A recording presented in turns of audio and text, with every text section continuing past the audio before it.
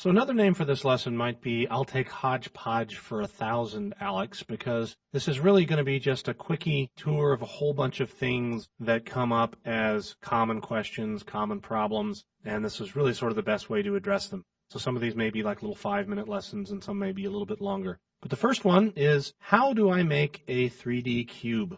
I know, as opposed to a 2D cube, but how do I make a 3D cube? What's the best way to do that? Well, start with 6 layers that are perfectly square and start by making them 3D by clicking their little cube icons. And let's start with our layer number 1.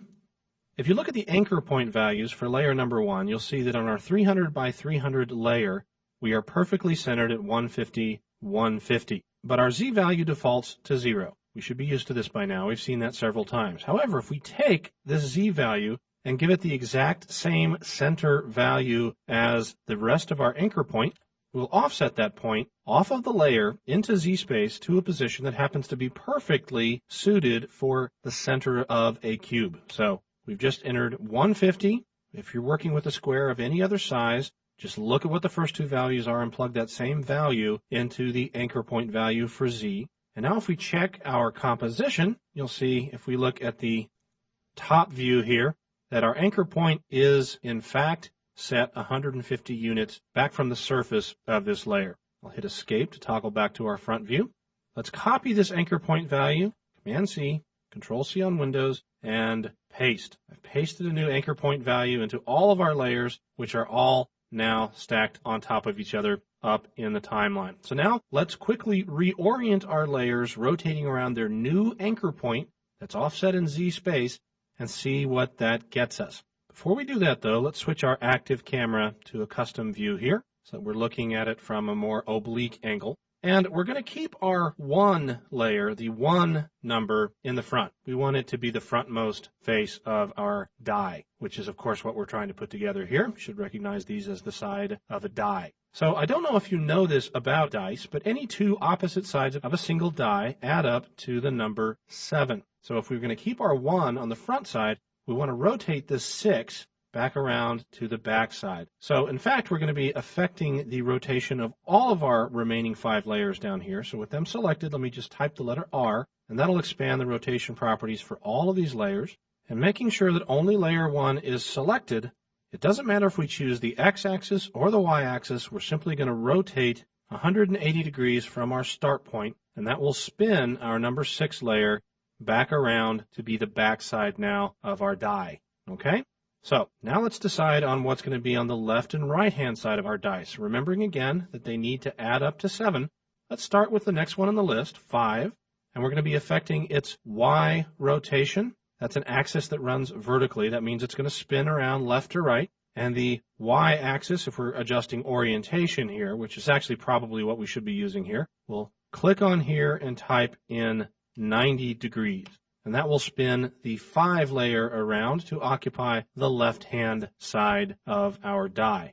So the opposite of 5 needs to be 2 because they need to add up to 7. So we'll once again go to the Y-axis of our 2 layer and type in minus 90. And that'll rotate it around in the other direction, making the other side of the box from the 5 closed off. Now all we got to do is cap off the top and the bottom, and we've got ourselves a die. So let's adjust this time the X orientation of the number 3. We'll make it 90 degrees. That puts the 3 on the bottom of our die, and 3 plus 4, which is the only other remaining side we haven't adjusted, we're going to take its X value to minus 90 degrees. So now it is effectively the top of our die. So now at this point, I would do a select all, change all of their qualities to best quality, collapse the geometric since these are Illustrator files just for good measure, and now pre-compose. When we pre-compose, of course, we're going to move all attributes into new composition. Let's just type in dice, or we could be grammatically correct and call this a die. And as we've done in the past, we'll make this layer 3D and we'll collapse it. Now that we've collapsed it, we've got ourselves a 3D layer to work with, which means we could shrink the layer down if we wanted to. We could add a new light if we wanted to, which would illuminate the layer nicely here. Perfectly connected 3D object for us to play with. Very cool, very fun. So that's my recipe for making a cube. The next little composition in here is called 3D effects. Let's open that up. Now, there's a handful of effects in After Effects: card wipe, card dance, shatter, the 3D invigorator, and there's also some third-party effects that can actually take advantage of composition cameras to set up effects. But there's some very important things you need to know about working with scenes when you want to do that. So let's quickly select the window layer that we have here in the foreground and talk about applying shatter to this layer and having it connect to the entire 3D scene. Now, if you remember the shatter lesson, let's apply shatter. You may know that if you're planning on blowing something up that's smaller than the rest of the composition, you want to make sure that you pre-compose the layer in question, because the edges of a layer will constrain the shatter as far as the composition is concerned. In other words, pieces will not fly out of the bounding area of any given layer. Okay, so applying just a shatter to a layer like this is not going to work. The first thing you have to do is pre-compose the layer that you want to shatter or otherwise affect before you apply the effect to it. So we're going to pre-compose. It's Command-Shift-C, Control-Shift-C on Windows. We'll call this Window, and we're going to move all attributes into the new composition. Very important that this second one be checked. That will create a layer that's the size of the composition that we're working in. Click OK. And now we've got a layer the full size of the comp to work with. And when we apply shatter to that, you'll see already the whole shatter interface is now out here occupying the entire layer and not just the window area itself. If we quickly toggle glass instead of bricks from our list there and switch over to rendered, you'll see with a quick tap on the space bar that we're nicely breaking our window out of the scene here now, which is fine. Exactly what we were expecting. That's cool. But there are challenges involved if we want to actually change the 3D perspective of this scene and keep the shatter effect aligned with the rest of the scene. Now, first of all, the window and the front wall are both at their default settings before being converted into 3D objects. This is very important that you set things up ahead of time to coincide like this before you start turning things into 3D layers. But we've got our layers set up now correctly. We need to add a camera, and that's, of course, Command-Option-Shift-C or Control-Alt-Shift-C on Windows. To bring up a new camera, we'll just do a standard 50mm camera and click OK. Now if we bring in our tool palette and use our camera rotate tools, you can see we can actually orbit around these three layers. Now how do we get the shatter effect to stick to those other three layers? Your first instinct might be to take the shatter layer, which is the window layer here, and convert it to a 3D layer. Well, at first glance, that may seem to work. In fact, now the layers are very clearly stuck together. But when we observe the shatter effect in action now, by hitting the space bar, you'll see that while the window breaks, the pieces don't have any relevance to the rest of the scene. They just break out in a plane because, in fact, shatter is not creating a 3D effect in After Effects 3D world. It's creating a 3D effect on a 2D layer, and then we're rotating that layer into 2D space. So the results kind of sort of work, but not really the way we want them to. So an extremely important aspect of working with effects in 3D is not to turn the effect layer into a 3D layer at all. We want to keep it as a 2D layer. And instead, in the case of Shatter or any other plugin that works this way, we want to allow Shatter's internal camera to use the information that it gets from After Effects camera. And you do that underneath the camera system by choosing Comp Camera. When we choose Comp Camera and have carefully set things up exactly the way that we've observed so far, the Comp Camera will keep up with After Effects camera no matter where we position that camera, and the shatter effect will be properly rendered into the scene with proper perspective. The pieces will blow out and away from the wall. No matter where we move the camera or if the camera is even moving, everything keeps stuck together properly, which is incredibly cool. So there are a couple of gotchas with working in this situation. One is, while Shatter is doing a beautiful job of keeping up with After Effects 3D system, it is in fact still performing these calculations on a two-dimensional layer that sits in front of our three-dimensional layers. So if we move a camera around to a position where we're expecting things to be sorted properly, they won't be. It may be kind of hard to see in the image right here because we've got some transparency on our walls here. But in fact, the shatter effect from this perspective is being rendered on top of the blue layer, when in fact the shatter pieces that are blown away from us should be rendered behind the blue layer. It's easy enough to change the render order by just dragging down, if you like. And now you can see that you've definitely got the blue layer rendering in front of the shatter pieces now. But you have to be careful with that as well. We now have some pieces over here that are creeping in front of the green layer, and in fact, we'd need to drag in behind the green layer before that sorted itself out.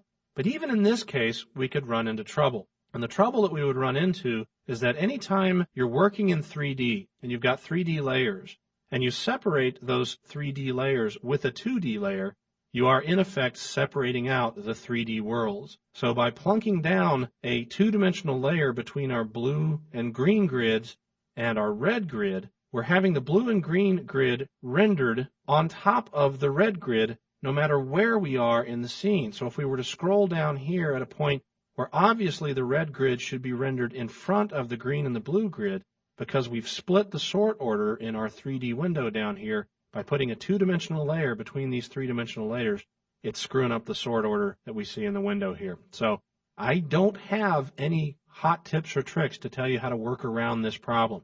You just have to know that it works this way so that you can split layers or whatever you have to do to take care of sorting problems when you're integrating effects inside After Effects 3D space. But it can be done. If it's done carefully, you won't ever run into any of these problems. And it's really, really cool to be able to integrate a filter like Shatter into an After Effects 3D scene. So let's close that down, and let's open up the clock composition. This little technique will actually allow you to do circular distributions, which are otherwise very, very difficult to do. So I've got kind of a moon face here, and I'm going to select the numbers that I want to make into a clock, and I'm going to shift those numbers up to the top center portion of our composition here, which is fine. And now I'm going to add a null, layer, new, null object, okay? That's going to come in by default directly in the center, so we're going to leave it exactly where it is. Now, I'm going to take advantage of an aspect of parenting that I haven't really talked about very much, which is that it's extremely critical when you decide to parent and when you decide to break a parent.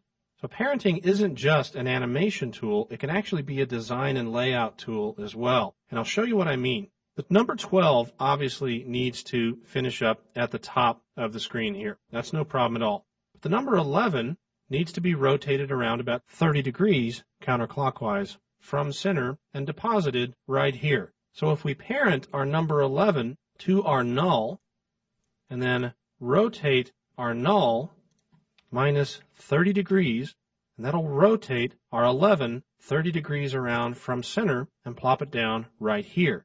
If at that point I now go back down and break this relationship and set our null back to 0 again, I have now deposited our layer 30 degrees off, rotated around the center of the clock from its start point.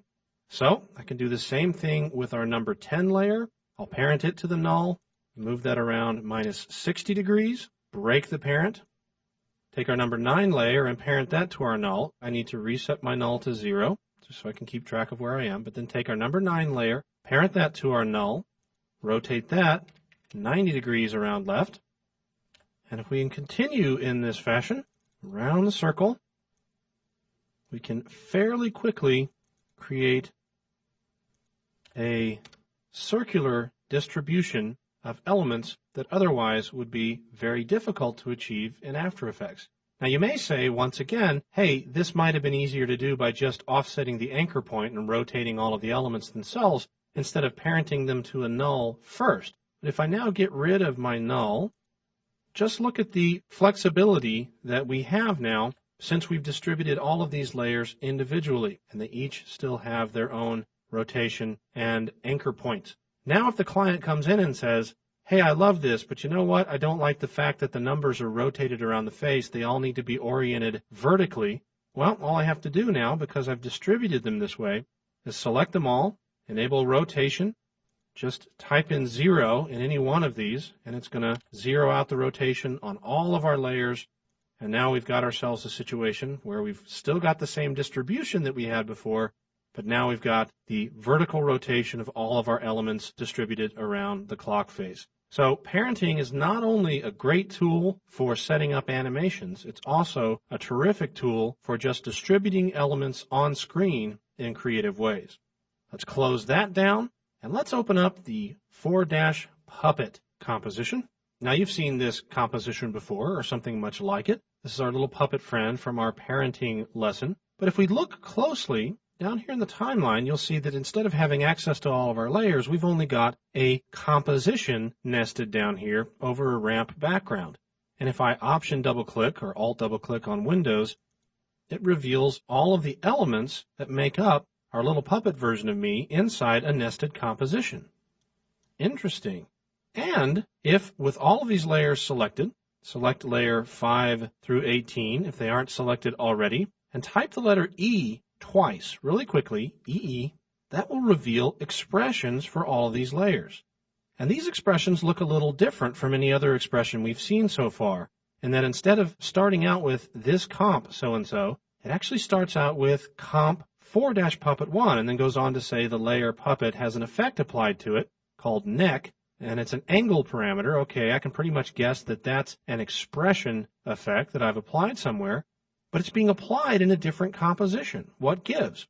Well, if we close down this composition and we look back again at our comp window here, you'll see it has a little F switch turned on, which means it has effects applied to it. And if I hit F3 to bring up the effects window for this puppet layer, you'll see it reveals all of these effects. These are all expression angle controls that have been custom named and hooked up from another composition so that here in this comp with just one layer to work with, this little puppet guy here, I can sit now and just adjust and keyframe angle values in this single effects window and drive a complex puppet style animation and never have to leave this comp or even have to leave this effects window. There's a little bit of setup work involved in this, obviously, and you don't want to go changing the name of the comp or anything like that, because that can break expressions, and then you have to go back in and make sure that things are named properly, etc. But by doing this, you can keep your local composition all neat and clean and just control everything by animating a series of effects instead of having to keep track of all of the possible rotation parameters that exist throughout all of the layers in a composition that can make up a complicated puppet like this. So this is a pretty cool way to do puppet animation. But I'm going to wrap up this lesson with a sample of an even cooler way to do puppet animations. I'm not going to begin to try to explain the math involved here, because frankly it's beyond me, but most of the math involved in the expressions that are hooked up in this composition are freely available on the web on various sites related to IK. And IK is short for inverse kinematics, and inverse kinematics is a fancy way of hooking up hierarchies inside of a puppet-style animation so that when you simply click and drag on any one element, it automatically brings along with it the other elements that are attached to it back to a certain anchor point. So what I'm giving you here with this project, if you so desire, is a pre-set up inverse kinematics puppet that allows you to basically just animate the hands or animate the feet or even click and drag and animate the torso if you like. And those are the only keyframes you'll have to set. All of the rotational values to keep the other elements hooked up will happen automatically. If you feel like picking this apart and figuring out exactly how it's set up, feel free. If you don't feel like doing that, I'd recommend that you just look at the individual elements one at a time. You can double click on them. And when you double click on them, you'll get an idea of the orientation that a layer is expected to be. So you can design your own elements that share roughly these dimensions and are oriented along the X or the Y axis, depending on the element. And as long as you set up your own elements like this, you can just replace my little robot guy with your own graphics, and with a very little amount of tweaking, you should be able to create your own puppet that you can animate using IK and a few keyframes, and you'll be on your way. For example, here I've created a little animation by only wiggling the torso and the two hands a little bit. Nothing else going on here. All the other animation takes care of itself. I just put a wiggle expression on the torso, and the IK takes care of connecting it to the feet and the legs, and a little bit of wiggle in the hands gives them a little bit of dynamic action as well. But there's absolutely no human animation going on here. It's all being driven by expressions. So Go forth, have fun with expressions, with 3D, with parenting. These are the tools in After Effects that really open up the creative possibilities to the point that they're practically infinite. Go wild.